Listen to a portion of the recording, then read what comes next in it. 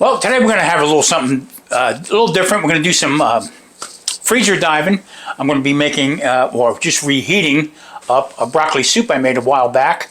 And also we're going to be doing a pork tenderloin and with a special kind of ingredient. Let's cook. The Sunday dinner chef will make you feel fine. Sit down, let's have a drink and enjoy the show. All right, so I'm going to make a pork stew. I'm going to use this pork tenderloin, and the secret ingredient is going to be a green Granny Smith apple. So this is going to be almost like a apple flavored apples with onions, some carrots. All right, we're going to add a little heat to it. We're going to add that jalapeno in there, a little bit of garlic, and some tomato paste. This is going to give it a deep, dark, rich flavor. And if you have never made a pork stew, you need to try it. You know what? Pretty good. Now in my Dutch oven, I got the olive oil seasoned pan with Tommy spice and also a pat of butter. So we're going to get this thing fired up. I'm going to cut up the pork and also the vegetables to get this thing going. And out it comes. Check it on the inside. Okay, we're in pretty good shape. All right, just split the jalapeno in half. Get a smell of it here. Usually you can smell the pungency of it. So what I'm going to do is I'm just going to take a spoon and dig this out. Well, it's got a lot of seeds in it. Okay, just clean it out like that. Put it off to the side. They are going to be sliced up. Now you can leave a few seeds in here depending on how hot it is. The whole idea is not to overwhelm your stew or whatever you're making to be overwhelmed by heat. So I'm going to take the carrots and split them up, take the ends off, cut it down, and I'm just going to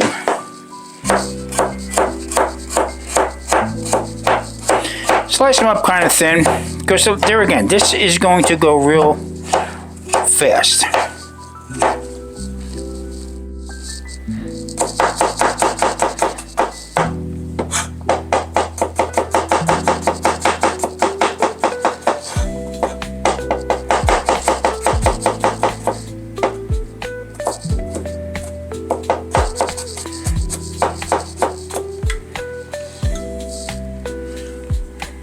Okay, I have a bowl of cold water right here. And what I'm going to do is I'm just going to slice this as thinly as possible because it will cook down and there will be some of it left. Most of it will cook down in with it, but you want that flavor. It's basically what you want. So this is a green Granny Smith. This is like my go-to apple. And so we don't want them to oxidize, so we're going to put them right into that water.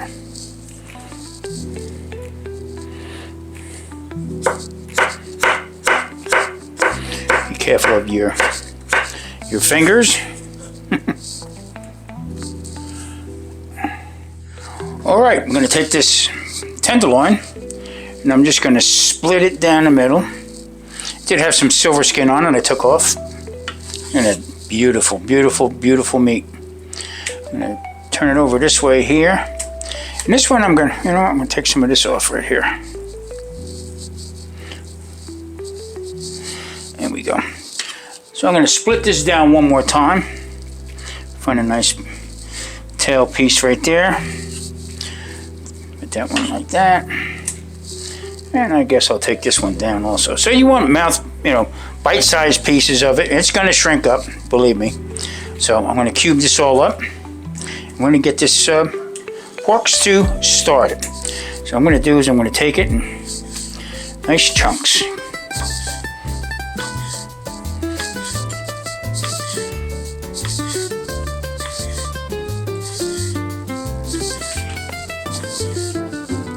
Now if you never had this before, just think back. Years ago we used to have pork chops and applesauce. Okay, so this is another version of it, only with a little bit of heat thrown into it from the jalapeno. You're going to get that nice sweetness and everything from the carrots. This is going to be very nice. And also, don't forget a nice bowl of cream of broccoli soup. Doesn't get any better. Oh, there you have it. Nice bite-sized pieces. Okay. I got all the vegetables cut up.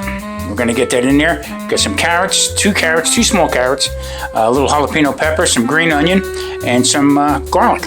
All right. It's about 5 or 6 small cloves of garlic in here. It's going to give it a nice aromatic, and then also we cannot forget the green apples.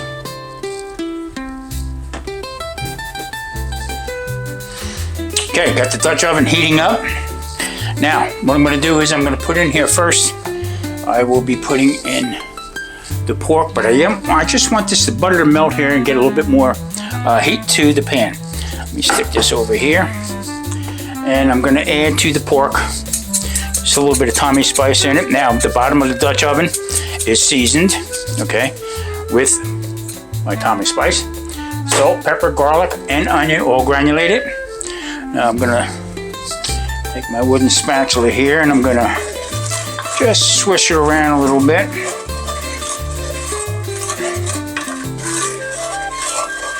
Now, depending on the meat here, because it is so tender to start with, basically what I'm going to do is I'm going to put a nice brown glaze onto the meat, okay? And as you can see right here, it's starting to bubble. So,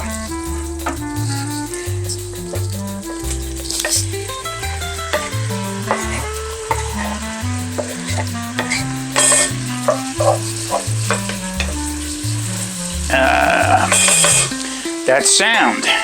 Put the cutting board into the sink. And rinse off. Now I'm just going to stir this around a little bit here.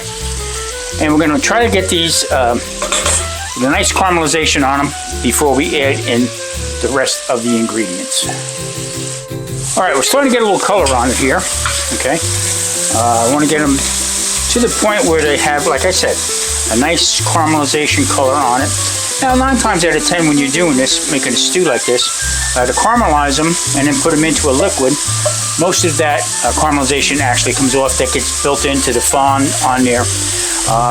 But I am trying to get the flavor out of it. Hardly any fat on this. So I gotta add in a little bit more fat to it. Maybe a little bit more butter to it. Now, I have a freezer full of bones from Boston butts and stuff like that. That when I cook them, or if I debone them, I save them. So next couple of series, what I'm going to be doing is I'm going to be roasting bones. Now, right here, I have the soup heating up. Now, this was in a quart container in the freezer. And what I'm going to do is I'm bringing it up to temperature, but at the same token, we put it away kind of thin. I'm going to add in a little bit of cheese just to keep it on the thicker side. You don't want to do too much because then you'll have a big cheese ball there. And also we have some crushed up broccoli to go into the soup just before it's done. Now, if you look real closely in here, I just add another pat of butter. If you look real closely in here, you can actually see the seasoning, okay, that has stuck to it from seasoning the bottom of the pan.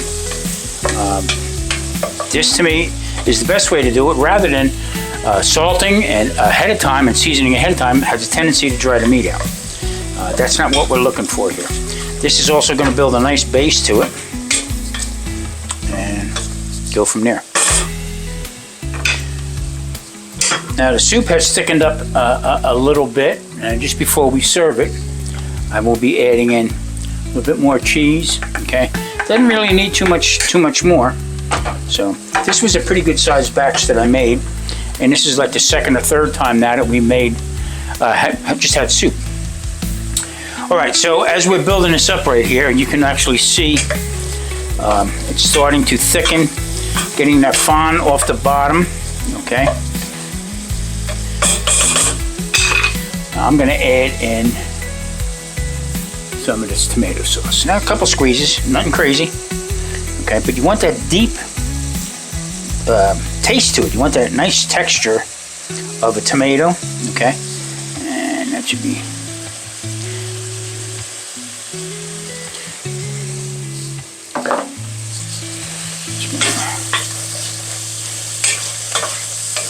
Move this around a little bit. Wow.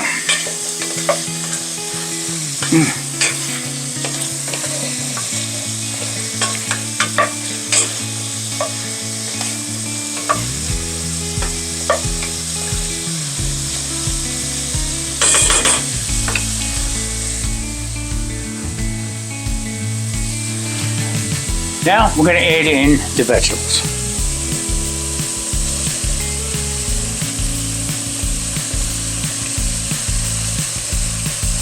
I want them to scatter all over the place.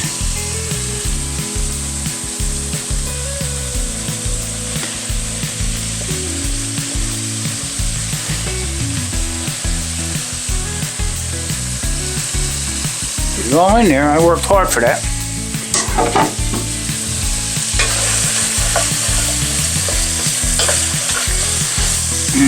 But can you smell that? Close your eyes and just think about what we got going on here.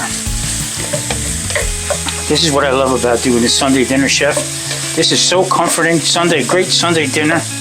Okay, just me and Marie. Nice bowl of soup, and then dig into a nice hearty pork stew.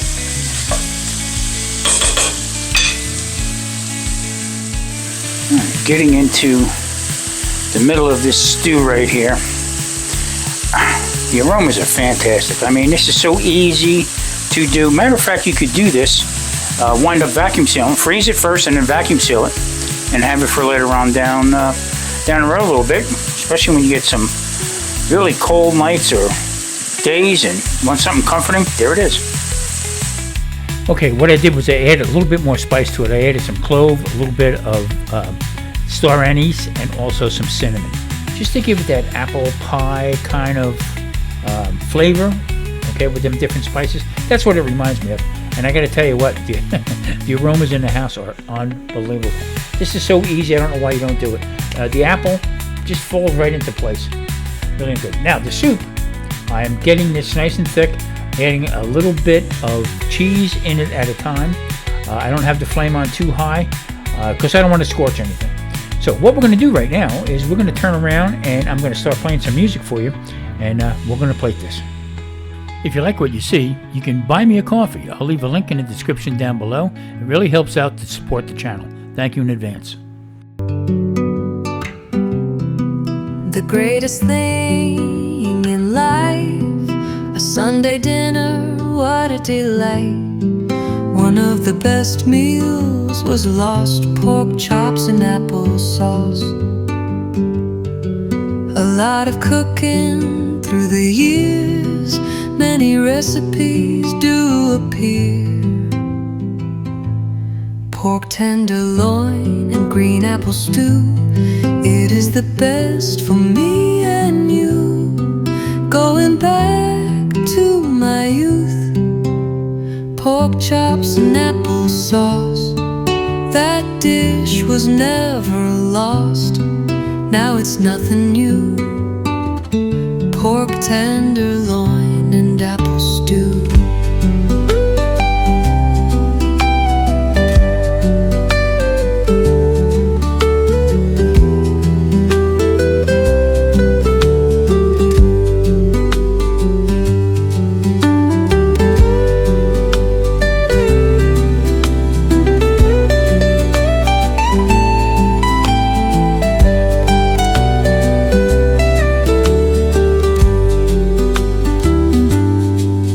Greatest thing in life, a Sunday dinner, what a delight.